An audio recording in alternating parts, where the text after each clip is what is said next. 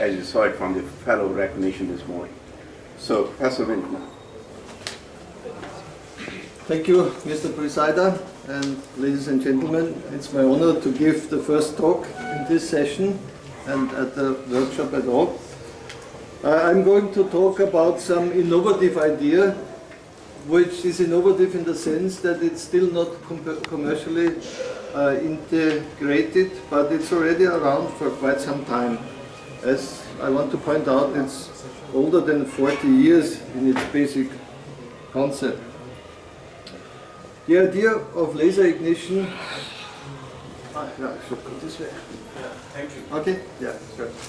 The idea of laser ignition is based on the fact that you can use pulses, usually of nanosecond duration, which can be focused and thereby form a plasma. And this plasma is hot enough, we report up to 100,000 degrees, so it's much hotter than an electric plasma. And it's also much shorter and therefore more intensive, so it cannot be easily extinguished. The first idea of this was formulated already a few years after the invention of the laser. You know, it came to be around in 1960. But the first real test, although with an inadequate laser, was by Professor Dale and was presented in 1978. Now, as an overview, I started already with the introduction. I want to spend a few words on the fundamentals and on some ideas for diagnostics, which can be easily associated with it. Then I will tell you about some of our experiments. I will review laser ignition systems and their problems, say a few words about a real spark plug development, which led to a useful spark plug in the practical tests, and then a few concluding words on engine tests and window behavior.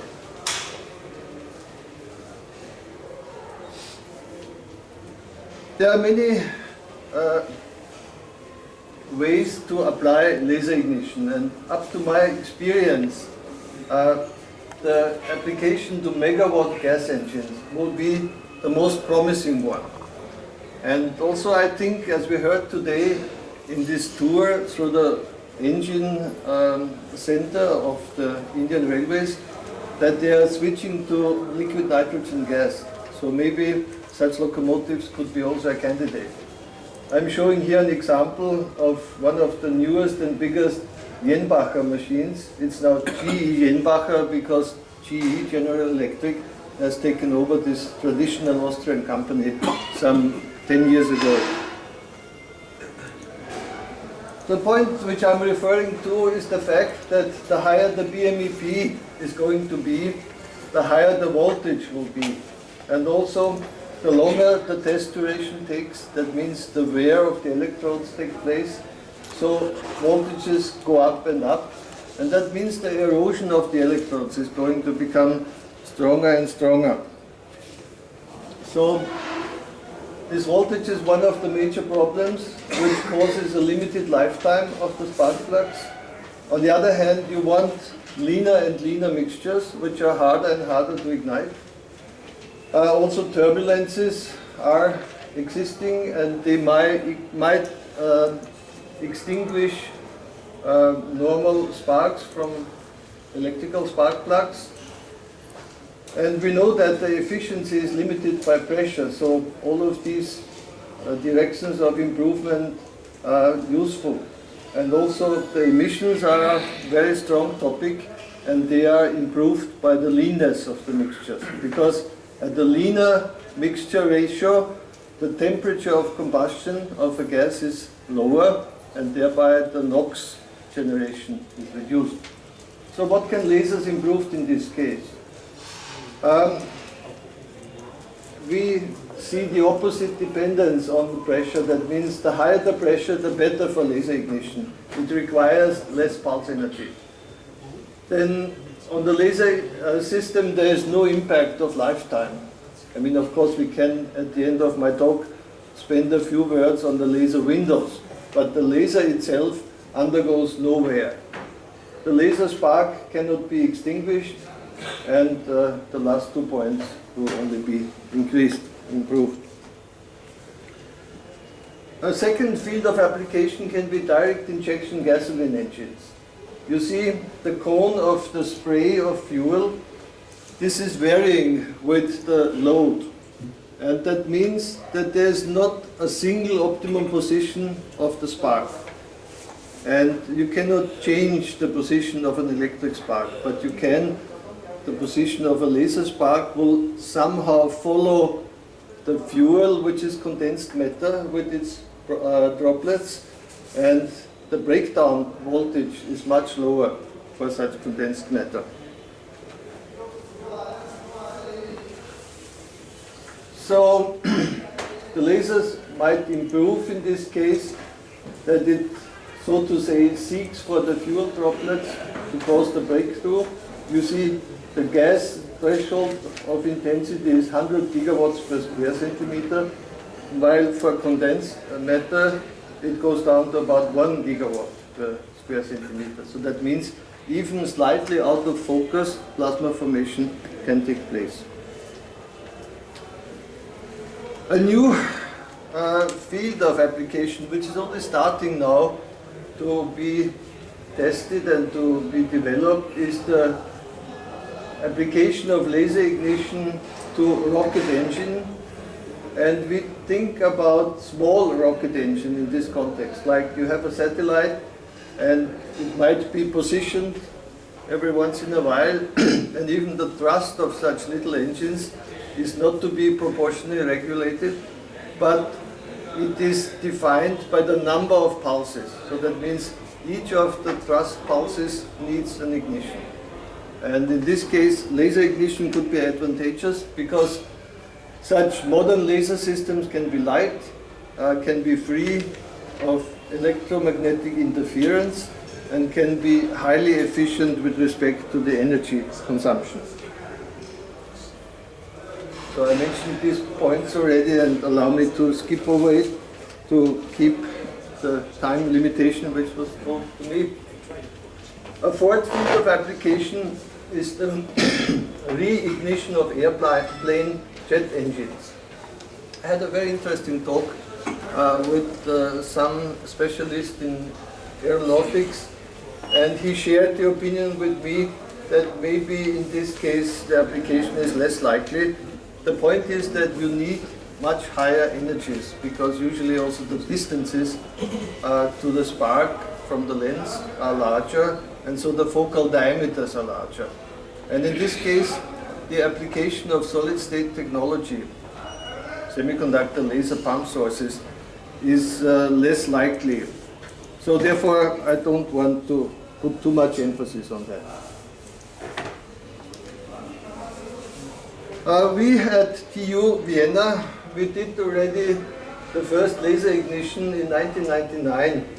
And at that time, we founded a special group for laser ignition, which was working for many years, and we could educate quite a number of students for a PhD and for a master's thesis in this field. And for most of the time, the cooperation was based on the cooperation with Jenbacher company. Of course, it was subsidized by state-run projects. Unfortunately, when GE took over, this eagerness of doing new research was reduced, because the American philosophy is somewhat different to the European one. They said, can we earn money with this idea in 2 years? And of course, this was not for sure. So they said, okay, let's wait for it, and maybe somebody else will prove, and then we will buy it or not.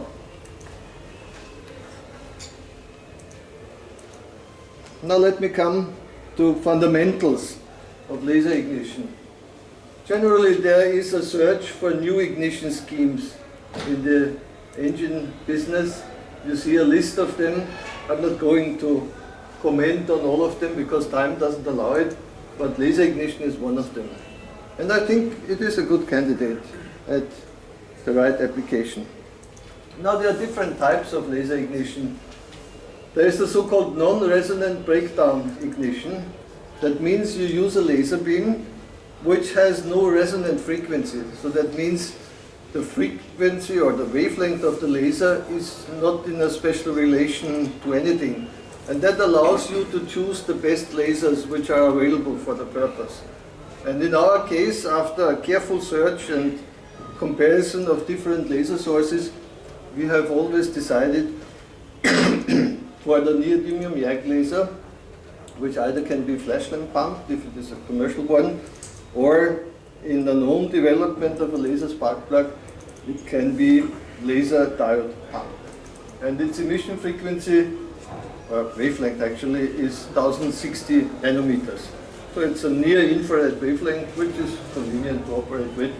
And pulse durations should be in the order of at the minimum 100 picoseconds to a few nanoseconds. If you go to shorter pulses, which are more complicated to establish, the breakthrough even goes up. So there's no incentive to do so. On the other hand, as an alternative, there's of course resonant breakdown, but it would have need the lucky coincidence that the breakdown wavelength is coincident with the fuel or with the gas like air, which normally is not the case. Then there's also photochemical ignition where no electrical breakdown takes place, and thermal ignition. Thermal ignition means just that absorption takes place in the focus, mainly in the focus, and it heats up a certain volume, and so ignition starts from this volume. For the non-resonant ignition, we see two different thresholds. On the one hand, if we apply a focused laser beam to the fuel-air mixture, then a plasma will be formed if the intensity in the focus exceeds a threshold, which I mentioned already, 100 gigawatts per square centimeter. But additionally, especially for lean mixtures, you need to supply minimum flame kernel energy, which has to be above the threshold. Otherwise, there might be a small amount of ignition, but the flame would extinguish. So if both conditions are met, then the start of ignition will take place. This is the well-known dependence from pressure, which means that if you reach something like 5 bars and more as a compression pressure or ignition pressure, then the amount of energy and also correspondingly the intensity goes down and reaches a saturation value which doesn't change anymore. So that means values are quite favorable. And as I said before, in case of electric ignition, the higher the pressure, the more voltage you need, which makes it more complicated and more prone to erosion and to wear, while in this case it's running even smoother. As a comparison, I mentioned as one of the alternative realistic schemes for laser ignition, the thermal laser ignition. So in this case, no plasma is formed, therefore no plasma threshold, but you just have to supply a minimum flame kernel energy.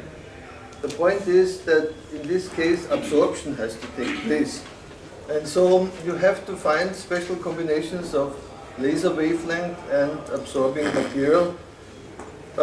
One of the students of Professor Agarwal spent about 1 year in my lab, and we did this type of ignition by inserting water vapor. And water vapor is absorbing well at the wavelength of 3 microns.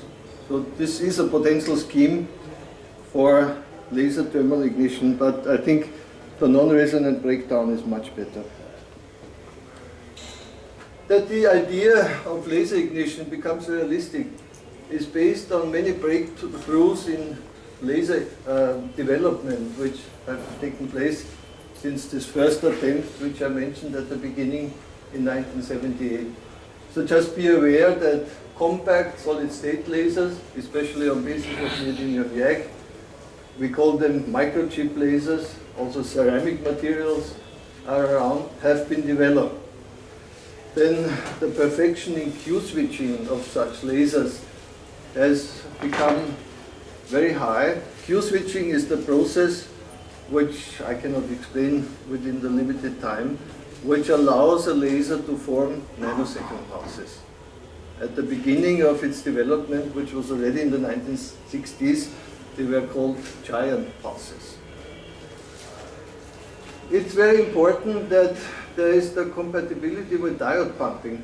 That means the absorption of 808 nanometers of neodymium in its host material is met by powerful gallium aluminum arsenide laser diodes. You need so-called high power semiconductor lasers. And the advent of them has been developed very successfully. And nowadays, and that will be at the end of my talk, the so-called VCSELs, vertical cavity surface emitting lasers, in my eyes are the best ones. There's a good cost advantage of such optoelectronic components, which can be fabricated in a cheaper and cheaper way the more pieces you produce. And there's also one other alternative, that power can be propagated through thick fibers, like colleagues at Colorado State University have shown. So here you see a photograph of a laser spark. Such a laser spark, of course, excites matter. And on the one hand, there is Schlieren, that means changes of the index of refraction, which allows to make very interesting diagnostics. For instance, you can see the size of the laser spark and also the shock wave which propagates around it. And the speed of the shock wave can be nicely depicted. On the other hand, you can also image the starting combustion, like in the second row of images, where the combustion of hydrogen in air at the pressure of 25 bars has been measured.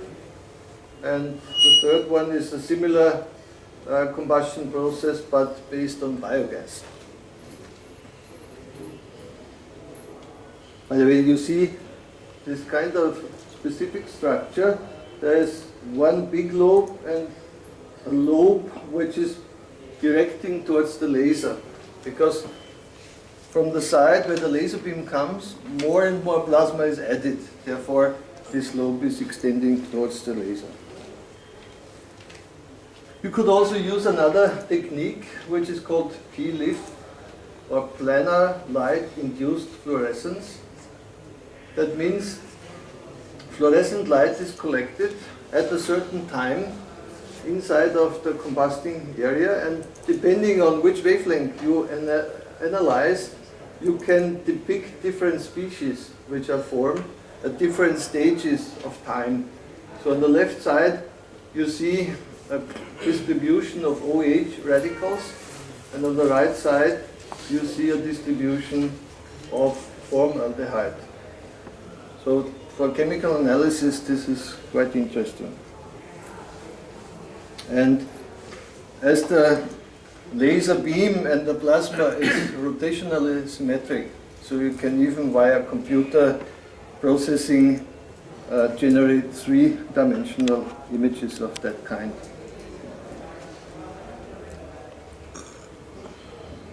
Now we have made many experiments. Of course, we started with engine experiments just to demonstrate the method, which was as early as 2000 with a very simple setup, but this was just a principle demonstration.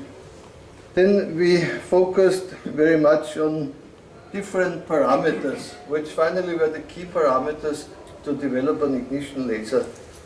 So a so-called combustion bomb or high-pressure chamber was developed, which could stand up to 300 bars, because it is a constant volume chamber. So after combustion takes place, pressure rises substantially, and we also could heat it up to 400 degrees. So it was quite a little bit of engineering which was put into it. One of the results which were generated in that way was a measurement of the influence of the temperature on the plasma formation.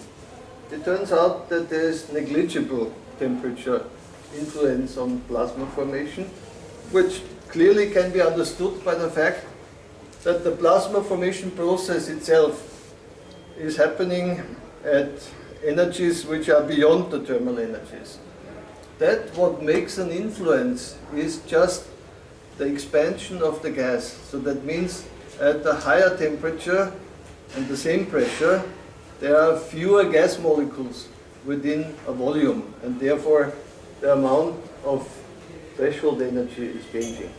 But again, at higher pressures, like they are used in the big gas engines, there's basically no dependence. And we also can see what is the minimum requirement, and it was always the search for the minimum which is used to form a plasma under the given circumstances, and this was just half a millijoule. So that means a very moderate value which could be rather easily generated with diode pump systems.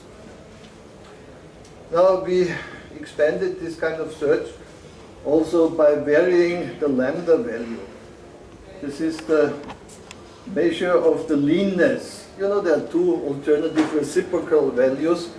This one means the higher the value, the more air in the gas. 1 is the stoichiometric mixture, 2 is double that air, and so on.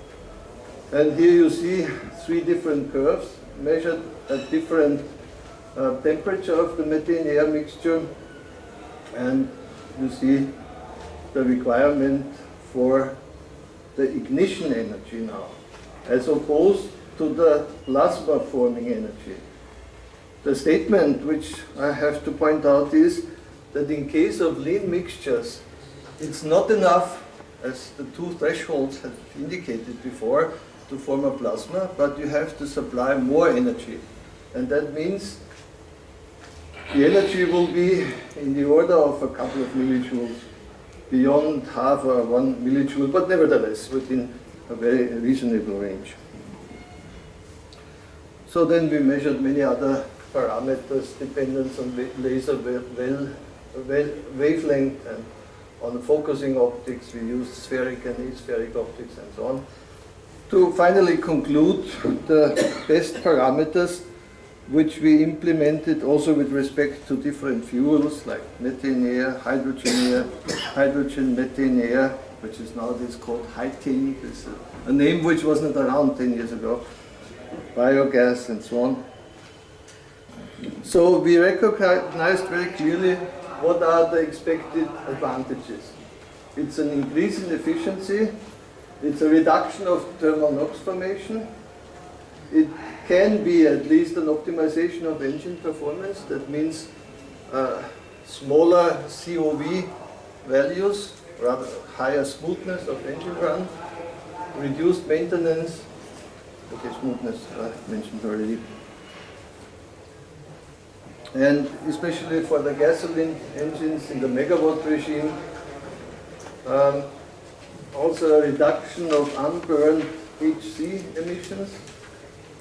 Okay, and some of these parameters are overlapping. Also mind the better tolerance of turbulences.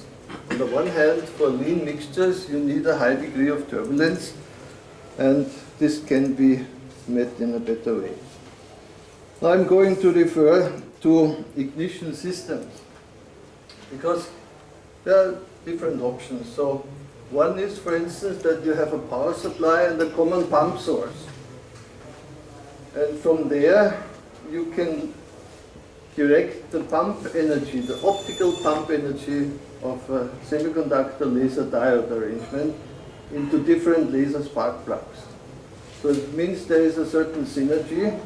And the point is also that it's much easier to transfer the pump energy, which is in the order of hundreds of microsecond pulses, via an optical fiber than the ignition pulses, which are nanosecond pulses. Because the danger of a breakthrough in a fiber is of course very high. Just keep in mind that I said the breakthrough of condensed matter like glass is much lower than the one of gas. During that time, we made our development of a laser spark plug, which finally looked like that. And it was really configured in a way that you could insert it into an engine and use it under operation. Other groups have done corresponding development. In Austria there is AVL together with a small company, Carinthian Tech Research, CTR, and they made another laser spark plug. Ours is longitudinally pumped and theirs is transversally pumped. And in Japan there was also quite some intensive development of laser spark plug by the group of Professor Taira at Okazaki, and they also used the concept of longitudinal pumping of laser spark plugs. Here they demonstrated even a system with 3 focus. That means actually there were 3 lasers in one rod. The last version of AVL CTR looks like that.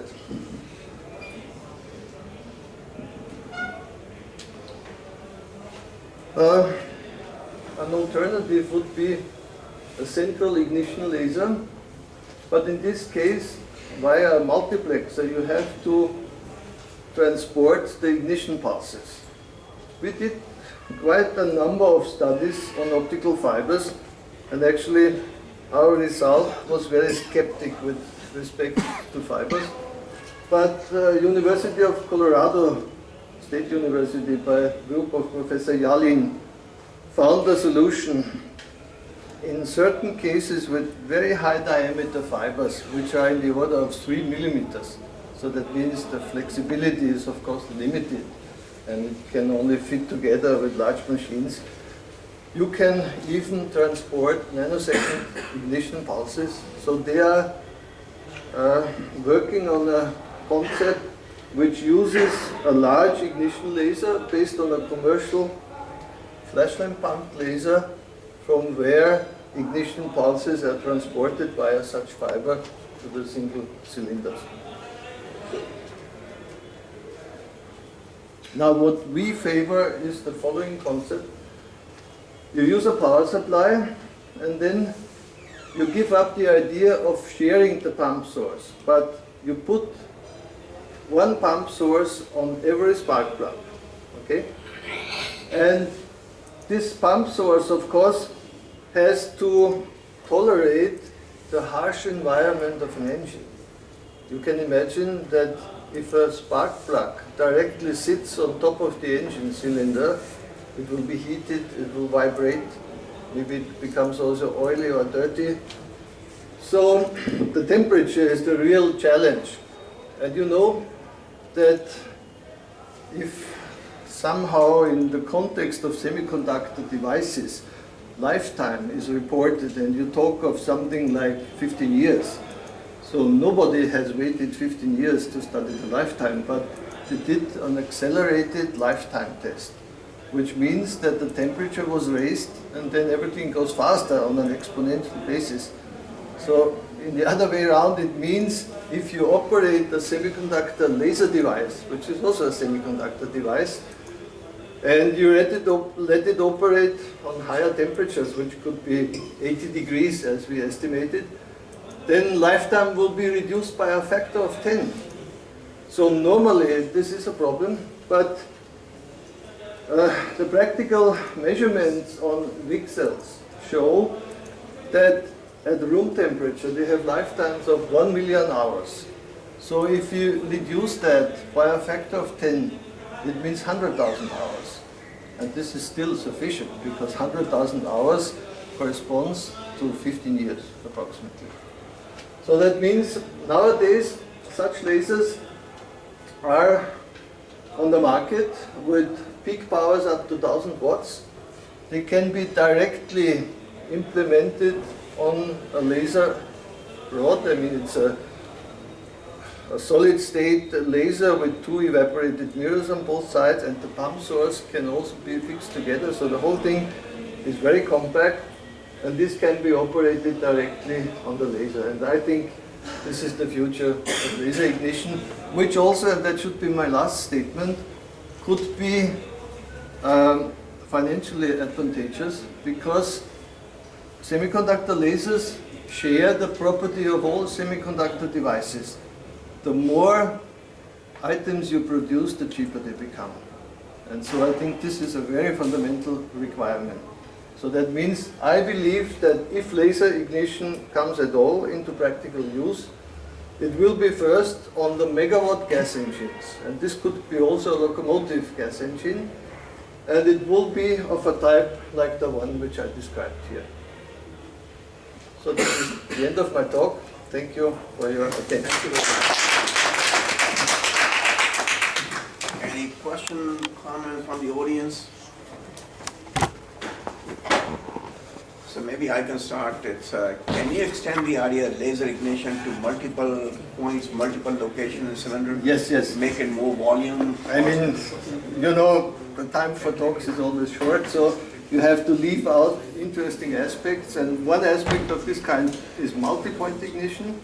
That means you can either use a laser system like the Japanese people I mentioned, where within one compact rod, like 3 oscillators are integrated, so you get 3 beams, and when you focus them you get 3 plasma spots.